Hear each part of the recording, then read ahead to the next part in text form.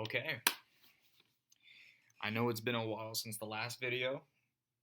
It's been about, I'd say, a few weeks, maybe a month. I know some of you guys have been waiting for the next chapter reaction or chapter discussion between me and Gran for 402, 403. Of course, that video is recorded. It's just been an editing hell, and I haven't gotten around to it.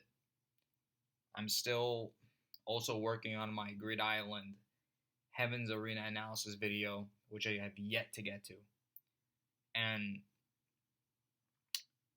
suddenly this idea came to me.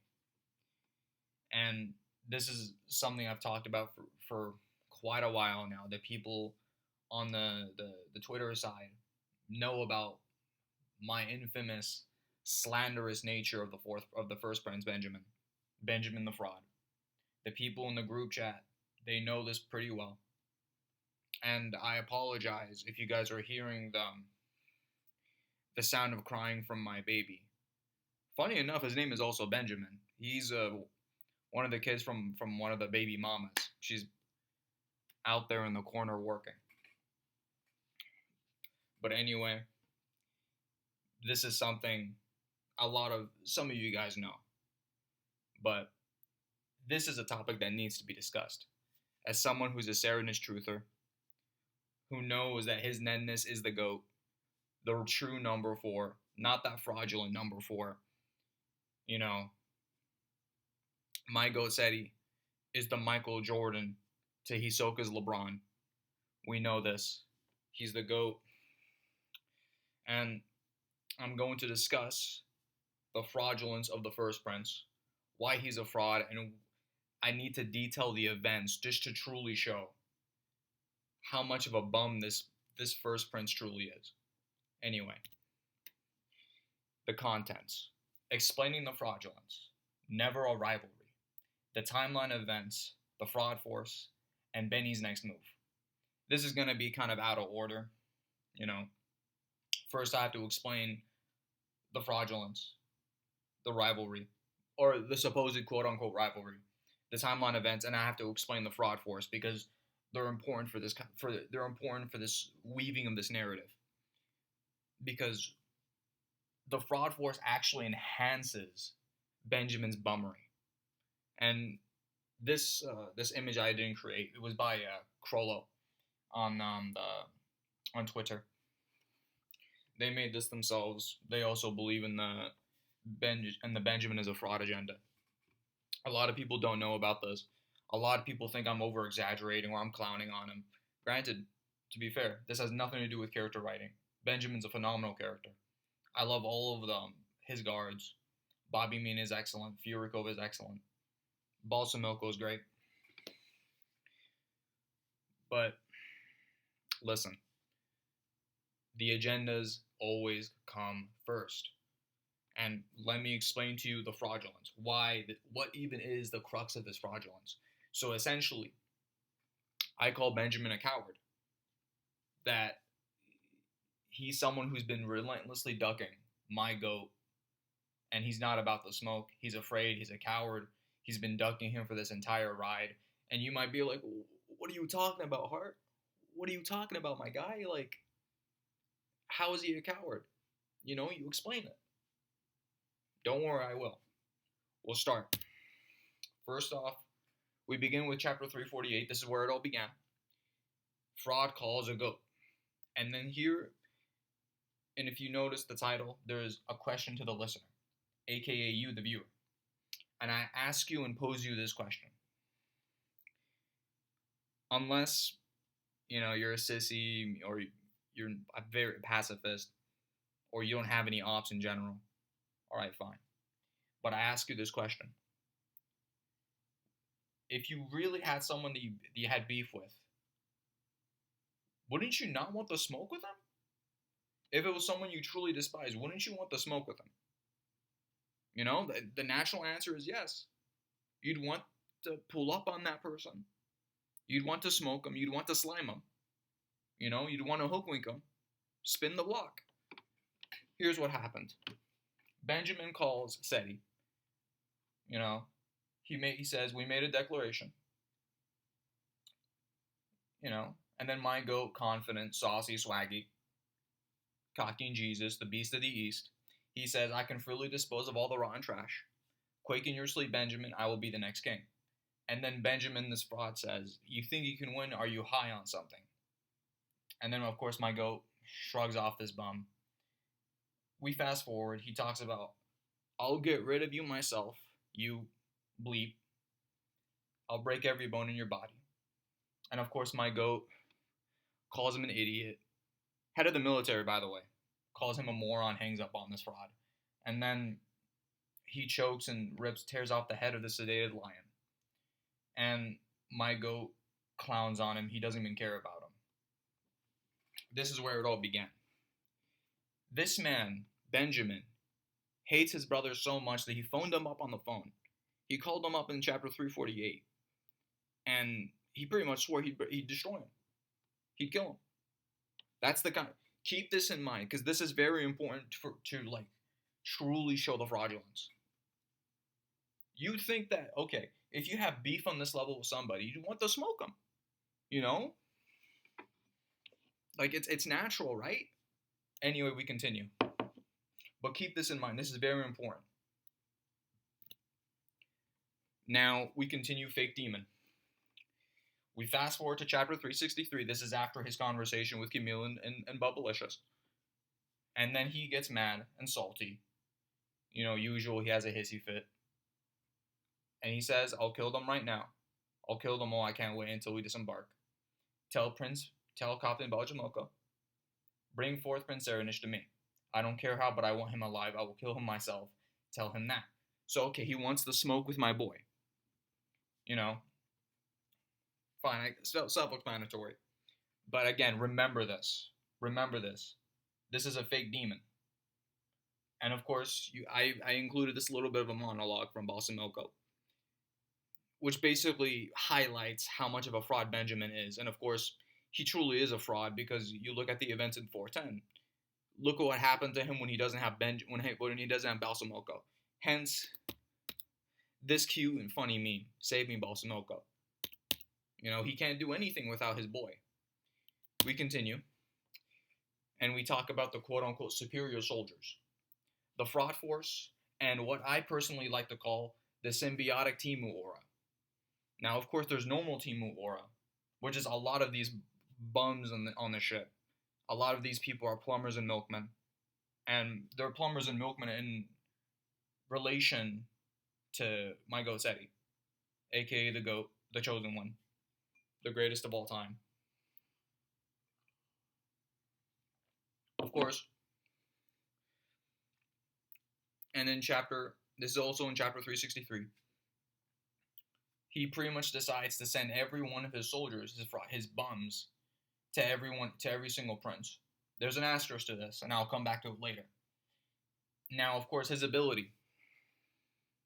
This fraud is literally constructed an ability to be literally carried by the fraud force, aka they're essentially the spirit detective force, or the SDF from Yu Yu Hakusho. If any of you guys are familiar with that, and if you remember, those guys were bums as well.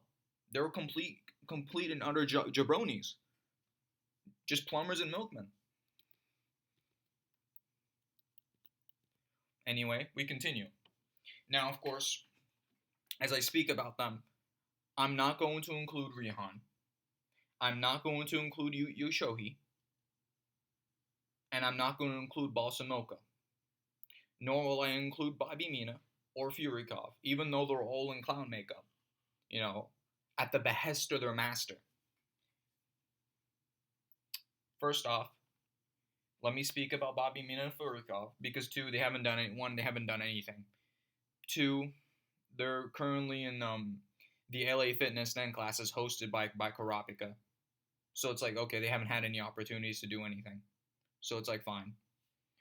Yushohi and Rihan are clearly all stars of the team. Rihan's out there hooping, getting 60 points. Meanwhile, a fraud like Coventoba, for example, this bum right here, is going in the field, playing at like halftime, making 5 to 10 points, and then he thinks that he contributed to the team. Meanwhile, Rihan's the one carrying the squad. We continue. These supposed superior soldiers. And I call them superior because that's what they were referred to in chapter 348. Now let's talk about how superior these soldiers are, the fraud force. We talk about jobber number 1, Mr. Vincent. He comes in, takes Alessandra, then he commits the Sioux after he got dog walked by Bill and Kurapika. That's it. We continue. We go to jobbers 2, 3, and 4. Muse, Shikaku, and Vict. Of course, Muse gets killed. Shikaku. Look what happens when he gets cooked. Vict. He doesn't even get anything dignified. He just gets slimed up off screen. And Hulkenberg himself has taken out 2 of these frauds. Potentially even 3 if we count Balsamilko, but I don't count Balsamilko because 1, he can still come back in the story, considering Hulkenberg's current state. Vict isn't truly dead, but there's no way of him coming back, simply because of the rules of the ability, where neither of the bodies are dead. Therefore, Vict is going to remain asleep. Now that's why I don't have Balsamilko. So we currently have 4 people that are cooked in this cornball fraud force, aka these supposed soldiers. We continue. And funny enough,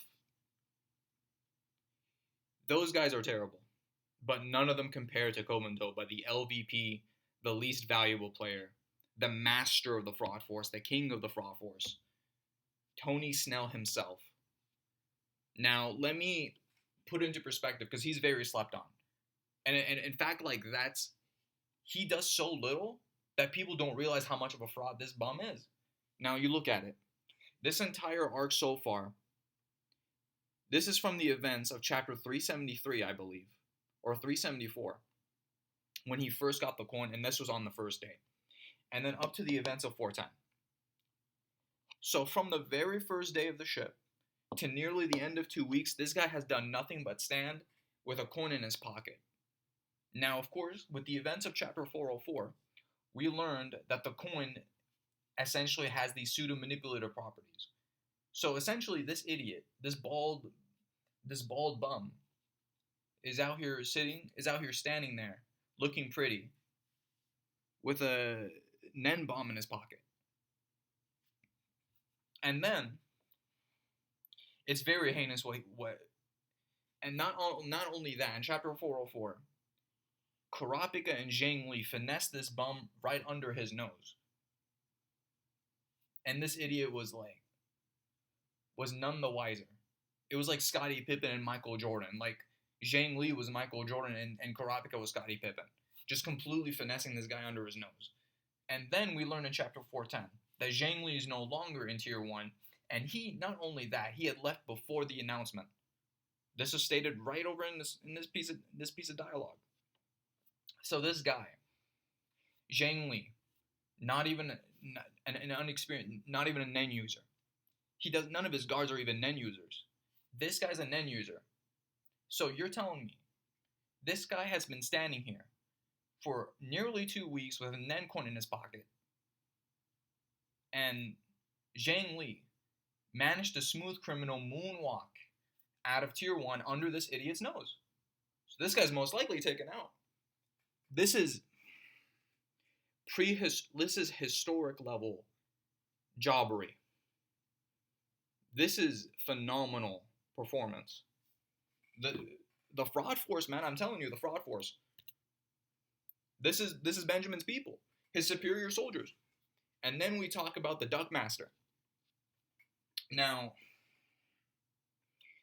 this is essentially the very crux of why I call him a coward, a bum, that he's been ducking my goat.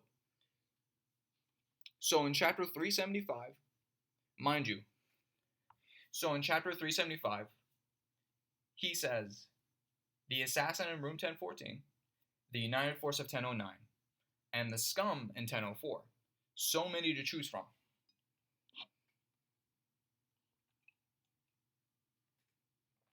Benjamin is out here acting like he can just pull up on my goat anytime. Anytime. My guy. Then why the hell haven't you done anything? Like, what are you scared of, my guy?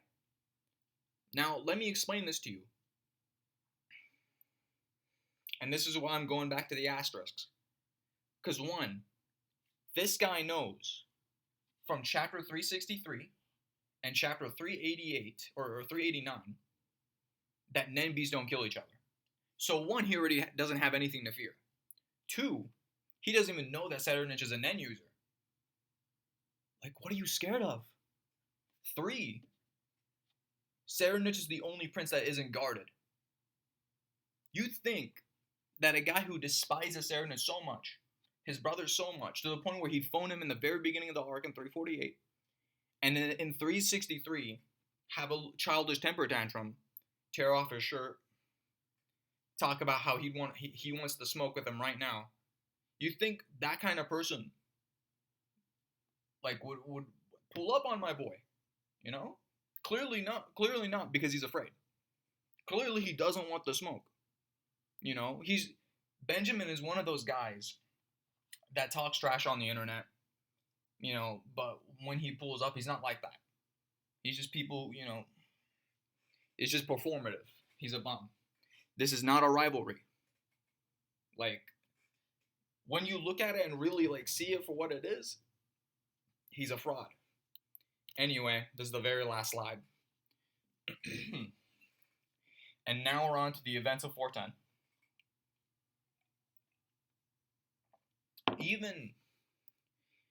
Even as recently as 410, this bum, this coward, he can't help himself but throw my goat's name, using my goat's name in vain.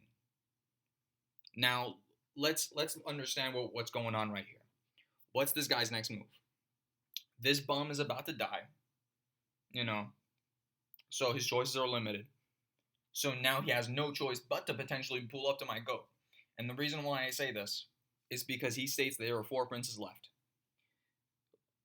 Zhang is MIA. We've already discussed this. Medium is in the Nen dimension, so he's probably like, he probably can't do anything. Fraudorus, who I like to call Fraudorus, I know some of you guys glaze him, but like, let's be real here, he's only hard carried by that sketch. Unless like he finally transforms and evolves into Thuggerus or Thugnificent, his true mode, his supposed dark mode. So he's MIA. So that's 2 of the 3 princes. The 4th one is Tserriednich. You know, he's the only one that's unguarded. This quote unquote rivalry has been built up since 348. He's been talking so much trash and so much smoke that, listen, pull up. My goat's been waiting. You know, I know some of the frauds want to be disrespectful, talking about how Tserriednich hasn't done anything, or like he's being carried by genetics, the Aryan genetics, the Aryan Neterogenetics. You know that